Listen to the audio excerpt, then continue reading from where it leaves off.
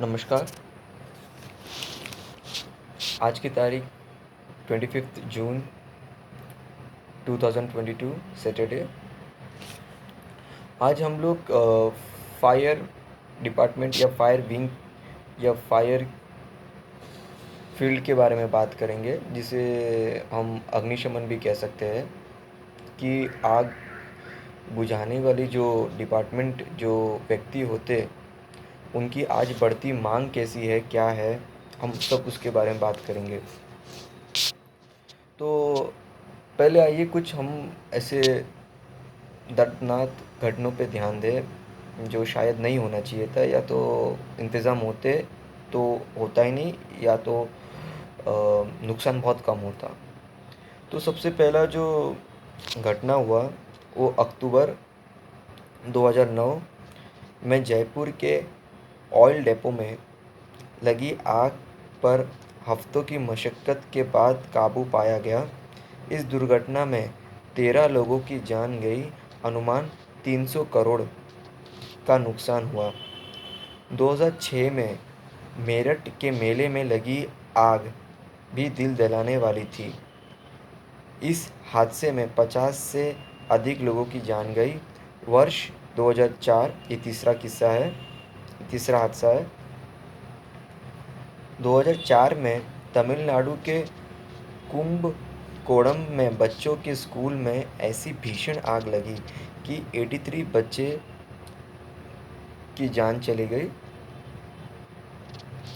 ये सारे दुर्घटना ये बताते हैं कि हमारे जो फायर एक्सटिंग्विश फायर बुझाने के जो तरीके, जो फायर की दुनिया की समझ होनी चाहिए, वो फ़िलहाल उस समय नहीं। क्योंकि जो किस्से आपने सुने सब 2010 के पहले, एक 2009 का है, एक 2000, दूसरा 2004 का है, 2006 के।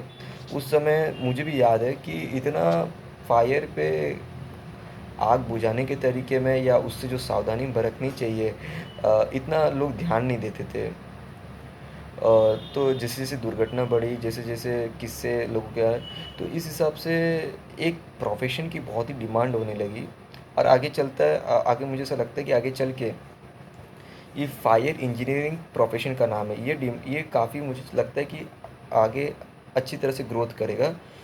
बहरहाल अगर हम देखा जाए तो कैसे ग्रोथ करेगा, क्या है, जैसे कि आपने मान लीजिए कि जो अग्निशमन को लेकर जहाँ तक एक तरफ अभी तो सब लोग काफ़ी, जैसे कि 2022 में काफ़ी हद तक या ऑलमोस्ट 100% या 99% लोग आग से मिलते जुलते कामों के लिए काफ़ी सावधानी बरतते। और ये मैंने देखा भी है।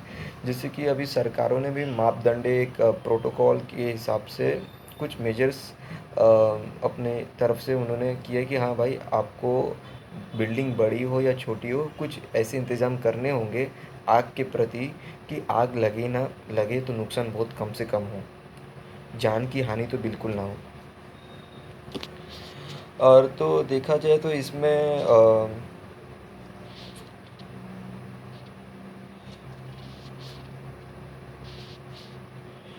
तो ये इसमें देखने समझने के लिए अग्निशमन के प्रोफेशनल की मांग होती है। ये वजह से इसके पूरे विषय के तौर पर अभी ये तो सब्जेक्ट के तौर पर पढ़ाने लग गए हैं। अच्छी बात है। ये बहुत पहले से चालू हो जाना चाहिए था कि इसे एक सब्जेक्ट के तौर पे पढ़ाया जाए। अभी पाठ्यक्रम तैयार किए गए हैं। अग्निशमन में जुड़े पाठ्यक्रम करने के बाद निस्संदेह एक बेहतरीन करियर का भी रास्ता खुलता है। स्पष्ट है कि आग की किस्में इसके कारण आग की किस्से इसके कारण और बुझाने के हुनर फायर इंजीनियरिंग में की शक्ल लेता है। अभी फायर इंजीनियरिंग का कार्य क्या है, क्या वो डिपार्टमेंट संभालते हैं, हम उसके बारे में बात करेंगे। फायर इंजीनियरिंग का मुख्य काम होता है कि आग लगी कैसे, आग लगने का कारण क्या है, और दूसरा होता है कि उसको बुझाया कैसे जाए ऑन द स्पॉट। अग्निशमन कर्मचारी को हुक्म देते हैं कि कैसे और कहाँ किस तरह की आग पर नियंत्रण पाया जा सकता है। अभी हम देखते हैं कि फायर इंजीनियरिंग की क्या-क्या योग्यता है, कैसे इस डिपार्टमेंट में जाया जाए और एक फायर इंजीनियरिंग बना जाए। तो इस फ़ील्ड में तो जहाँ तक मुझे लगता है कि जितना तो एजुकेशन क्वालिफ़िकेशन होना चाहिए, उतना ही मेंटली एबिलिटी भी रहना चाहिए।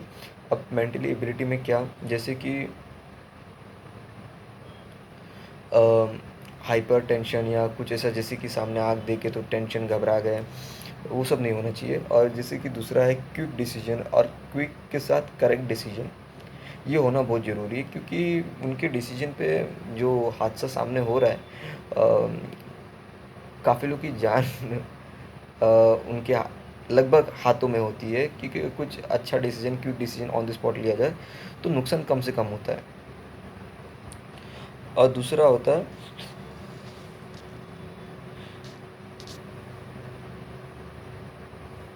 साहस और धैर्य। ये बहुत ही, ये साहस, धैर्य, क्विक डिसीजन, ये सब एक ही चीज़ है, लगभग एक ही चीज़ है, तो ये सब होनी चाहिए।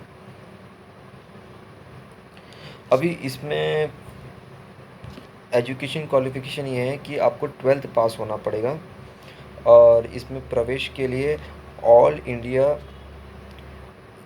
एंट्री एग्ज़ाम होता है, जो केमिस्ट्री या फ़िज़िक्स या मैथ्स, केमिस्ट्री, फ़िज़िक्स या मैथ्स विषय में 50 मार्क्स कम से कम लाना है।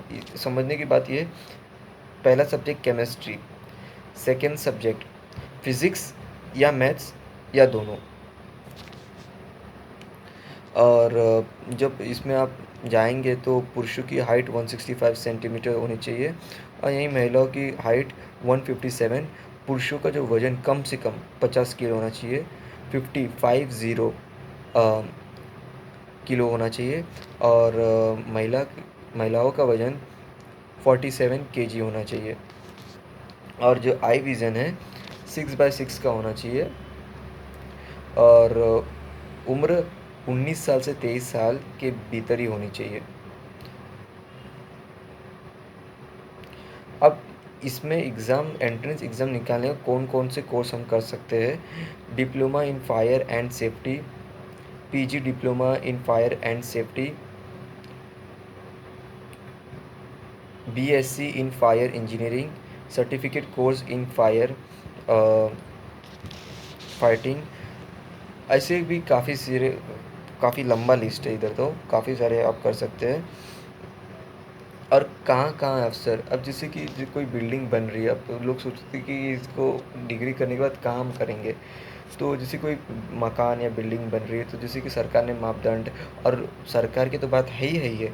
दूसरी बात, लोग अपने सेफ्टी के लिए भी कुछ एडिशनल चीज़ें करते हैं, कि कहाँ हमें फायर की सेफ्टी के लिए, तो ये हर व्यक्ति या नॉर्मल व्यक्ति को नहीं मालूम पड़ेगा कि किधर कैसे इंतज़ाम किया जाता है आग के लिए। तो उसके लिए ये फायर इंजीनियरिंग होते हैं, जो एक तरीके से पूरा डिज़ाइन करते हैं कि हाँ चलो, इतना बड़ा बिल्डिंग है, ये रास्ता है, तो इधर से वाटर स्प्रे रहना चाहिए, ये जगह पे फायर एक्सटिंग्विशर रहना चाहिए, और फायर एक्सटिंग्विशर चलाना आना भी चाहिए ऑन द स्पॉट को। कितने लोगों को मैंने देखा है, काफ़ी बार वो फायर एक्सटिंग्विशर उठा तो लेते, कितने लोग तो उठा ही नहीं पाते। कितने लोग क्या, कुछ लोग उनसे सँभलता नहीं, काफ़ी भारी भी होता है वो थोड़ा।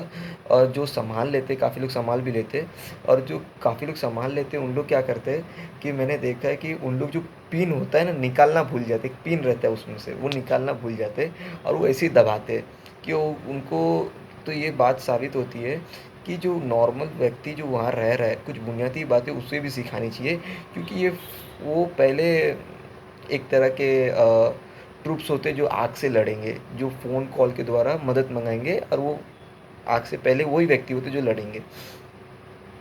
तो ऐसा करते हैं, कुछ लोग समझ जाते हैं कि हाँ भाई, पिन भी निकालना होता है, फिर उसको दबाना पड़ता है।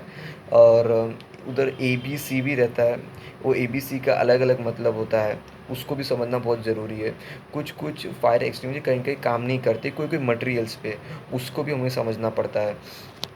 तो ऐसी-ऐसी चीज़ें जो फायर इंजीनियरिंग सिखाएँगे बताएँगे तो हो जाता है। अभी ये तो प्राइवेट इंस्टीट्यूशन में हो गया। अभी हम बात करेंगे कि सरकारी मैख़ानों में। तो उधर क्या होता है कि आजकल तो चाहे वो बड़ा ऑफ़िस हो, छोटा ऑफ़िस हो, एक फायर असिस्टेंट रहता ही है, जो ये सब देखता है। तो इसमें रोज़गार की कोई खतरे की बात नहीं है, ये बहुत ही इम्पोर्टेंट सेक्टर है और मुझे तो पूरा विश्वास है कि ये बहुत ही जल्दी अच्छा ग्रो करेगा। तो आप लोगों का समय देने के लिए बहुत-बहुत शुक्रिया।